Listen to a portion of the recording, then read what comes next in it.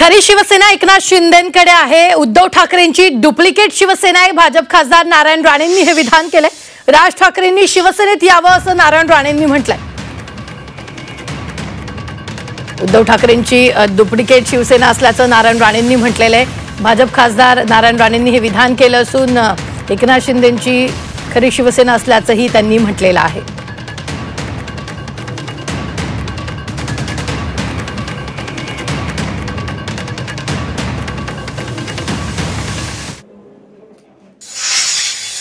माननीय बाळासाहेबांनी या जवळपास 48 वर्षात जे मिळवलं याने 2.5 वर्षात शिवसेना साफ करून टाकली। त्यामुळे शिवसेना राहिलीच नाही। शिवसेना आता एकनाथ शिंदे यांची शिवसेना कुठे आहे? ही डुप्लिकेट आहे। ओरिजिनल एकनाथ शिंदे आहे। कशाला महत्व स्वतः कोणाला काय पडलं नाहीये।